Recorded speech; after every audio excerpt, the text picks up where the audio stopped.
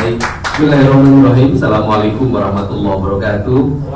Sampurasun. Yang saya hormati, ini di Indonesia itu ada raja, yaitu berasal dari Garut, namanya Raja Jajuli. Terima kasih hadir di sini Pak Ketua DPD PSI Jawa Barat, semua jajaran pengurus. Saya mengucapkan terima kasih dan rasa hormat yang setinggi-tingginya buat seluruh jajaran DPP PSI yang memberikan kontribusi bagi rakyat Jawa Barat dengan mengusung pasangan Deddy Mulyadi dan Erwan Setiawan. Dan pasangan ini mengambil angle pasangan dermawan, Deddy Mulyadi, Erwan Setiawan. Dan tentunya saya paham betul apa yang menjadi orientasi dan visi PSI, yaitu membangun sebuah peradaban dalam hidup masyarakat yang menjunjung tinggi semangat kebinekaan dan dengan mengedepankan toleransi. Toleransi isinya adalah menghormati orang dari sisi hak terhadap agama, menghormati orang dari sisi hak untuk berbicara, berserikat, berkumpul, dan yang tidak lebih penting dan yang paling esensi adalah menghormati orang untuk mendapat hak hidup damai dan sejahtera. Karena tidak akan pernah ada kerukunan, tidak akan pernah ada kebinekaan tanpa ada kesejahteraan. Maka seluruh orientasi kesejahteraan itu berangkat dari akar kebinekaan, bukan hanya terbatas pada simbol-simbol kebinekaan. Simbol-simbol kebinekaan itu penting, tetapi substantif dari kebinekaan itu jauh lebih penting. Substansi dari kebinekaan adalah disiapkannya ruang-ruang bineka. Ruang bineka itu disebutnya keanekaragaman. Dalam ilmu biologi itu ada keanekaragaman hayati dan keanekaragaman nabati.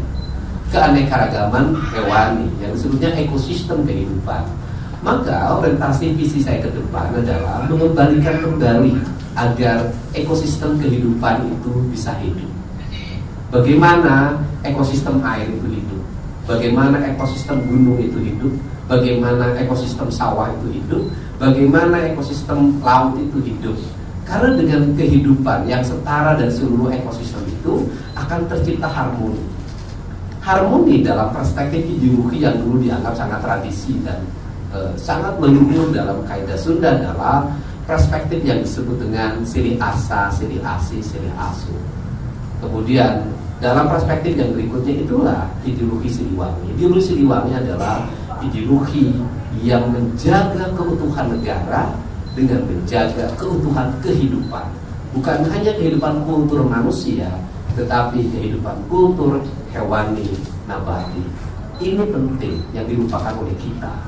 Karena berangkat dari kultur hewani dan nabati akan tercipta ekosistem kehidupan yang saling menghidupi, bukan saling membunuh, bukan saling menjegal, bukan saling menghancurkan, tetapi saling menghidupkan.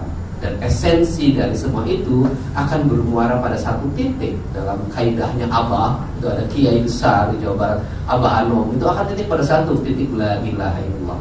Dan titik la ilaha illallah itu akan tersublimasi dalam spirit hidup itu berkeadilan sosial bagi seluruh rakyat Indonesia.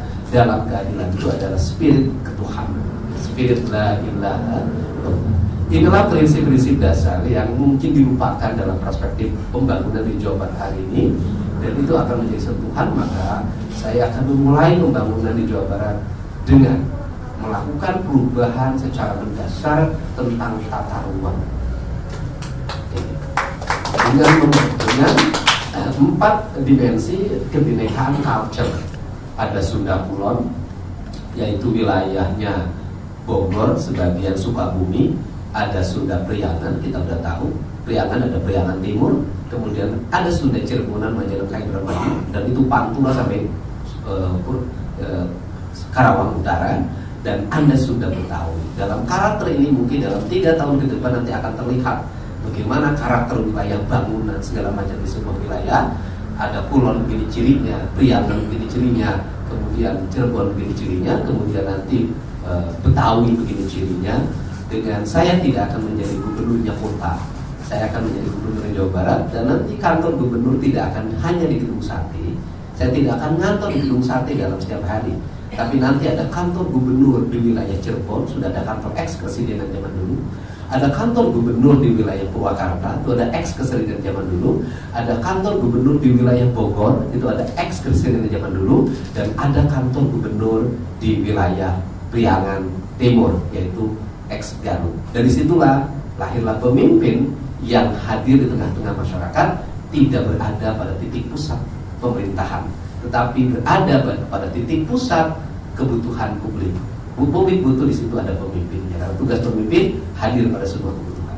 Itu saja pengantar dari saya. Semoga surat dukungan yang akan disampaikan besok ke Komisi Pemilihan Umum pada jam 2 siang, karena karnaval budaya jam 4, itu akan menjadi pengantar bagi kembalinya marwah ruhnya Tatar Jawa Barat. Terima kasih. Allahumma fiqh wa min thariq. Assalamualaikum warahmatullahi wabarakatuh.